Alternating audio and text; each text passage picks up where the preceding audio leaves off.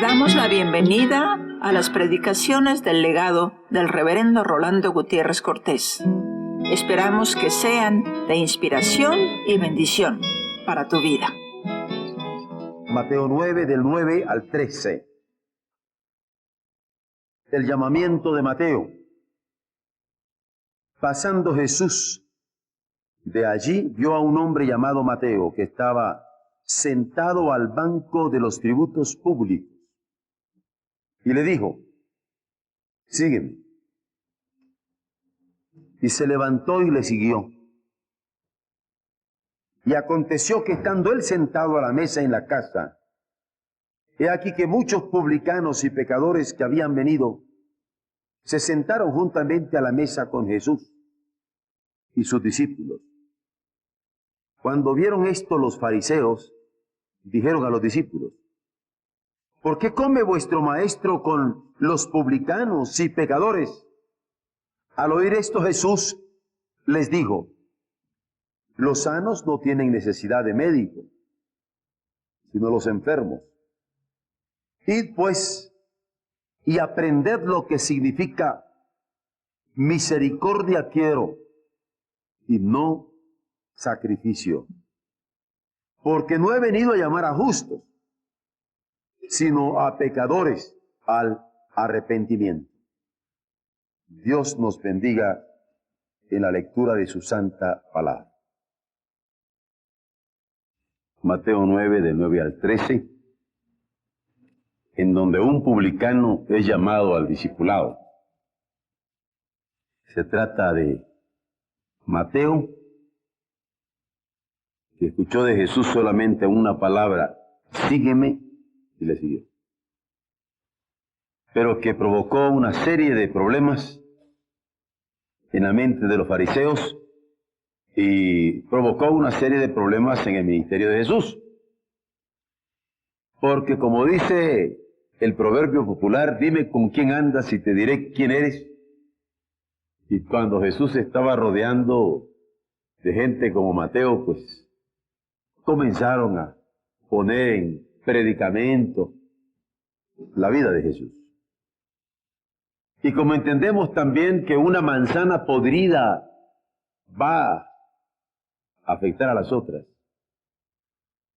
a los fariseos se hacía muy claro que si estábamos llamando a alguien del tipo de Mateo al discipulado cristiano, algo iba a haber. Mira qué gente con la que se estaba rodeando Jesús. Y de hecho estos son proverbios populares que hemos escuchado desde niños y que a veces nos han calado de tal manera que tratamos de ver con quién andamos y tratamos de no echarnos a perder con malas compañías, porque las malas compañías corrompen las buenas costumbres. Pero aquí tenemos a Jesús, extrañamente llamando a Mateo y por supuesto criticado por ello. Aquí tenemos a Jesús comiendo con publicanos y abiertamente reconocido como comiendo también con pecadores. ¿Qué motivaba a Jesús a ignorar estas delicadezas de una sociedad respetable? ¿Por qué Jesús va más allá de las fronteras convencionales de una sociedad religiosa como la farisea y que por lo general le rodeaba? Porque en este caso nos hallamos invitando a un publicano y le invita a seguirle. Y esta fue su primera ofensa, porque se sintieron todos ofendidos. Y es fácil ofenderse, porque cuando el maestro llama a Mateo publicano, alguien que hubiera querido que lo llamara a él hubiera dicho: ¿y por qué no me lo pidió a mí? ¿No es cierto? Nos damos por ofendidos. En estos momentos yo estaba con mucha delicadeza pensando en la hermana Piquet, Y les decía, no les voy a pedir el pastel a ustedes. Órale, ¿y ahora por qué, pastor? ¿Qué le hemos hecho? ¿Verdad? Y le dije, y no quiero que lo sepa, jubileo, tampoco. Podrían decir, pero es nuestro privilegio. ¿No nos podemos dar por ofendidos? Cuando nos piden algo, o cuando no nos piden algo. Y aquí los apóstoles se dieron por ofendidos. Y los fariseos, de manera muy religiosa, se dieron por ofendida. Jesús estaba llamando a un publicano. Aunque ya antes había llamado a 4 pecadores, que a la vez eran pescadores, para ser sus discípulos. O sea que esta no era la primera ofensa de Jesús. Se rodeó de lo que la gente nunca hubiera tomado en cuenta, porque los pescadores definitivamente pertenecían a una sociedad obrera, no a la alta sociedad de Galilea. A una sociedad obrera, no a la alta sociedad religiosa. ¿Cómo se rodeaba de pescadores? Serio van 2. Primero pescadores y ahora un publicano. ¿Qué es Jesús? Se le ocurre invitar a un publicano llamado Mateo. Pero que a diferencia de los pescadores, gozaba indudablemente de una buena situación económica, porque este hombre estaba muy bien puesto desde el punto de vista financiero. Había comprado derechos. Era publicano. Y por lo tanto había comprado derechos para cobrar los impuestos a sus compatriotas. Porque esto se compraba a Roma, que era la que tenía el control financiero. Porque toda Palestina estaba bajo Roma. Y Mateo había comprado este derecho porque quería sacarle provecho y ganancia a esta circunstancia. Y en este tiempo alguien podía pagar al gobierno romano una suma determinada para adquirir el derecho de cobrar los impuestos en un determinado distrito y, aunque él era judío, Mateo, su posición comprometía su lealtad con su pueblo, porque era considerado traidor, porque ni siquiera llegaba a prestanombre. Estaba traicionando a su padre, estaba traicionando a su madre, estaba traicionando a su familia, estaba traicionando su tradición judía, estaba cobrando impuestos a su pueblo. Esto era tremendo. Eso de traficar en contra de su propio pueblo, en buen español se llama traición. Y Jesús invita a Mateo, el publicano, obviamente comprometido en su lealtad, porque era considerado traidor o por lo menos simpatizante con el gobierno romano. ¿Qué podemos pensar de un estafador? Ningún buen candidato para ser discípulo. Sin embargo, el Señor lo llamó al discipulado. Es aquí donde yo me quedo a veces inquieto, porque para el discipulado en Oreb nosotros queremos que sean bautizados y que ya tengan cierto tiempo, porque como es tan pesado el curso, como por consideración a ellos decimos, mejor que no sea un incrédulo, ¿no? No, Jesús no se medía. Se va a un traidor y le dice, sin mayores preámbulos, sígueme. Y lo invita personalmente a seguir. ¿Qué candidato lo de Jesús, no es cierto? Pero encontramos en el pasaje que el publicano, para luego, invita a otros también a seguir a Jesús. Tan cierto como que inmediatamente convoca un banquete. Y vean ustedes cómo en este tiempo la comida era una ocasión de compañerismo, como hoy también son ocasiones de compañerismo. Y cuando el caso de Mateo se da invitando a publicanos y a pecadores, así lo subraya la Escritura, los invita para compartir con Jesús. Y Jesús se da por invitado. Es el invitado de honor del publicano, que está invitando a otros publicanos y está invitando a pecadores de su misma ralea. Es decir, esto implicaba que traidores, cobradores de impuestos, adúlteros, amadores de mucho vino y otros muchos pecados estaban allí representados. ¿Con quiénes se rodeaba Jesús? Por eso la protesta de los fariseos aparece dura, pero cierta. No podemos nosotros defender a Jesús a estas alturas. Y claro, ellos muy juzgones van a estar atentos a lo que el Señor hacía y a lo que dejaba de hacer.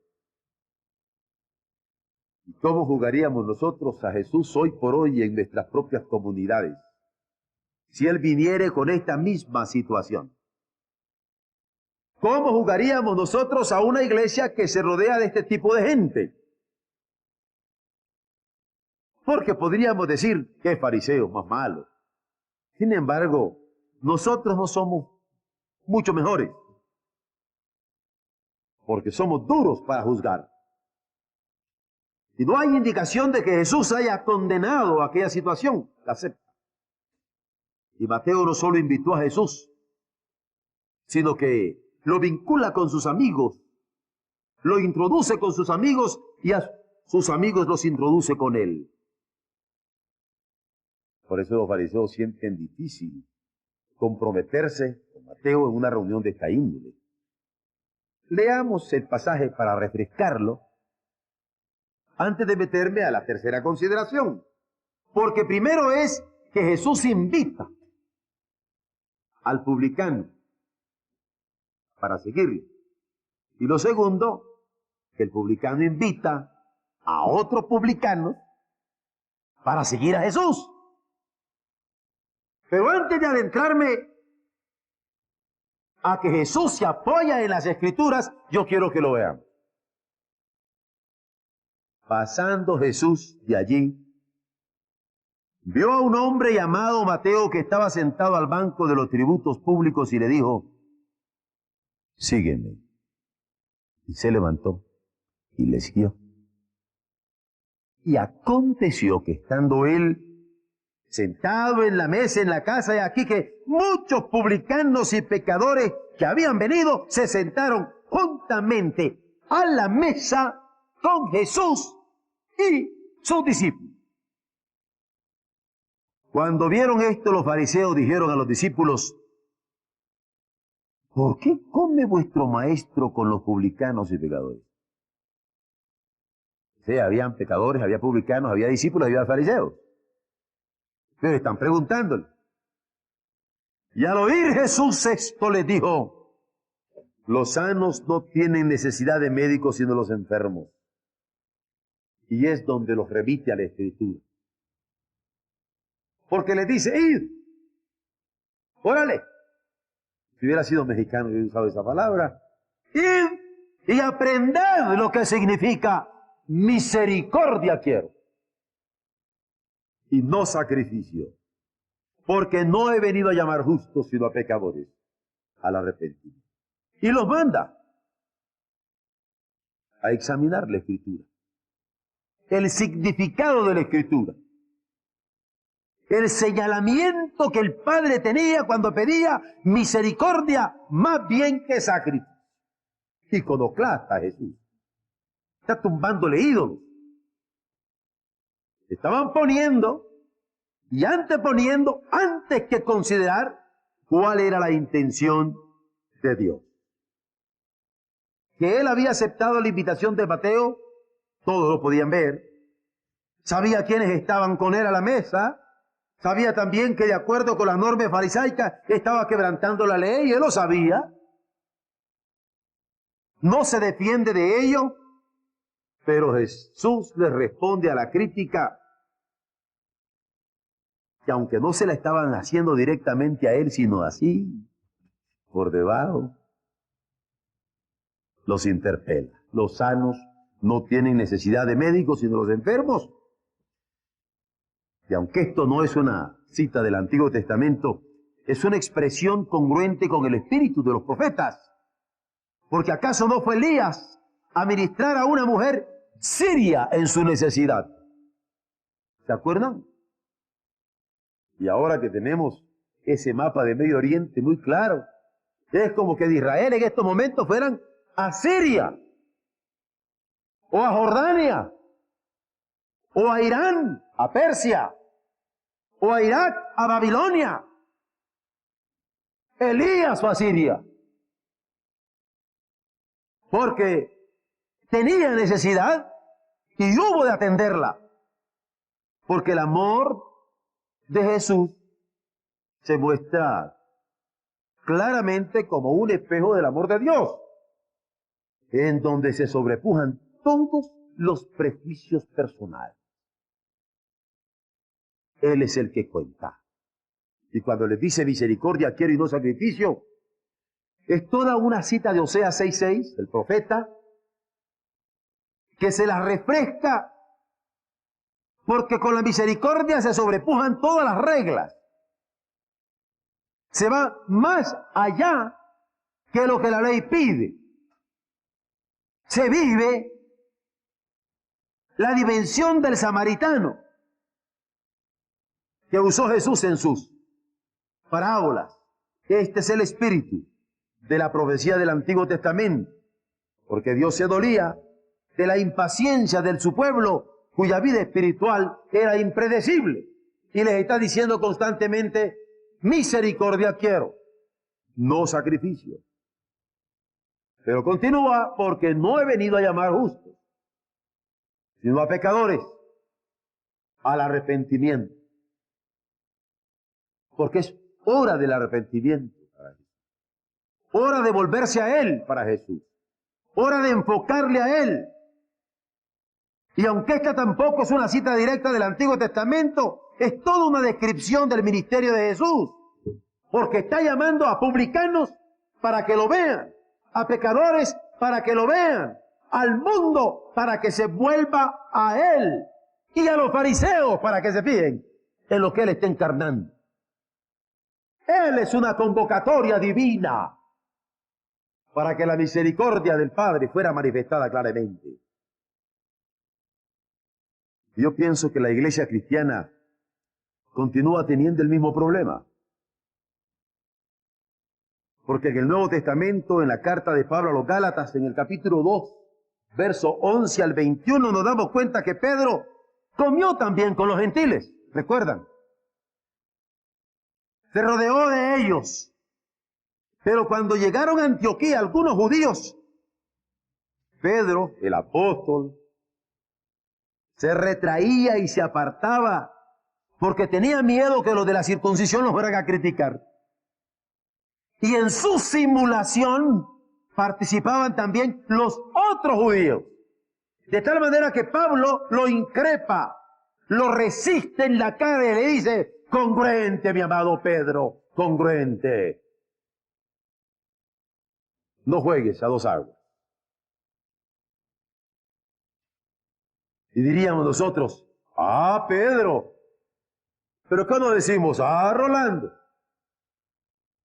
Ah, Francisco. Ah, Juan. Ah, Roberto. Ah, el nombre que llevemos. Porque hay un momento en que nosotros simulamos y no queremos llamar con nuestra presencia al mundo a buscar a Dios. Vean ustedes cuántos publicanos y cuántos pecadores tenemos alrededor. Vean ustedes cuántos enfermos, carentes, necesitados de la gracia de Dios tenemos alrededor nuestro. ¿Cuántos que no tienen la salud del cielo están alrededor nuestro? ¿Cuántos que están moribundos espirituales están alrededor nuestro?